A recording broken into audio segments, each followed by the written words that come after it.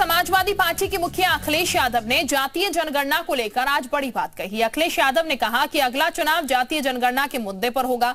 जातीय जनगणना की हमारी लड़ाई बहुत पुरानी है। बिहार में जो सर्वे किया गया उससे एक नई उम्मीद जगी है। अब चाहे दिल्ली की सरकार हो या कहीं की, जातीय जनगणना करनी ही पड़ेगी। ऐसे में बड़ा सवाल यही है कि क्या यूपी की सियासत जातीय जनगणना की पिच पर फिर से लौटेगी।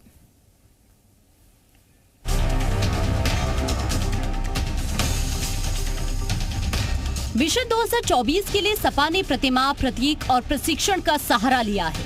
लोक जागरण यात्रा के जरिए सपा सामाजिक न्याय और जातीय जनगणना की आवाज को बुलंद करेगी। इसका संदेश अखिलेश यादव ने दिया है। उन्होंने कहा, हम समाजवादी और ज्यादातर लोग जातीय जनगणना चाहते हैं। सामाजिक न्याय का रास्ता जातीय जनगणना के बिना पूरा नहीं होगा।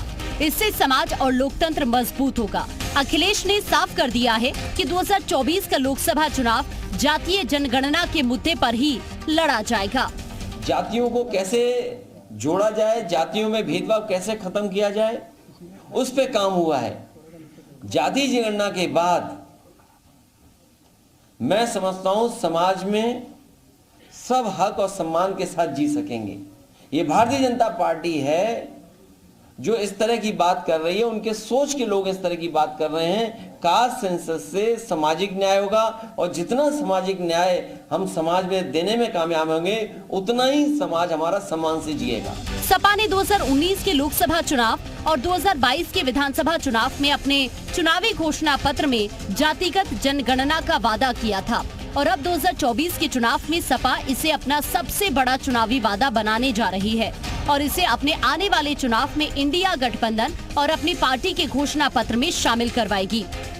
या डॉक्टर राम मनोहर लोहिया से लेकर के नेताजी ने, या आपको वो समय याद होगा जिस समय कांग्रेस की सरकार थी और देश के खासकर दक्षिण भारत के जितने भी नेता थे, नेताजी, शरद यादव जी और आदरणीय लालू प्रसाद यादव जी ने उस समय मांग की थी कि जो ये सेंसस होने जा रहा है इसमें जाति के आधार पे भी कास्ट सेंसस भी हो, जातियां भी गिनी जाएं।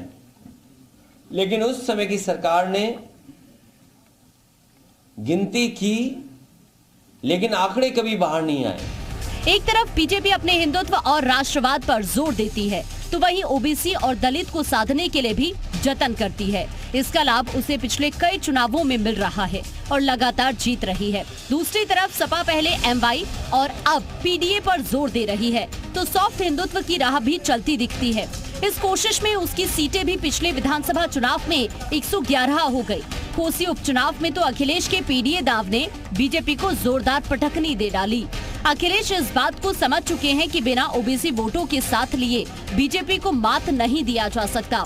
ओबीसी वोटर्स पर अखिलेश फोकस कर रहे हैं और जातीय जनगणना के जरिए सभी पिछड़ी जातियों के नेताओं को एक साथ लाते दिखाई दिए, क्योंकि सूबे में 52% ओबीसी मतदाता हैं और इन्हीं के इर्द गिर्द सियासत सिमटी हुई है। ऐसे में देखना है कि जातिगत जनगणना के एजेंडे पर 2024 में सपा क्या बीजेपी को घेर पाएगी। ब्यूरो रिपोर्ट, जी मीडिया।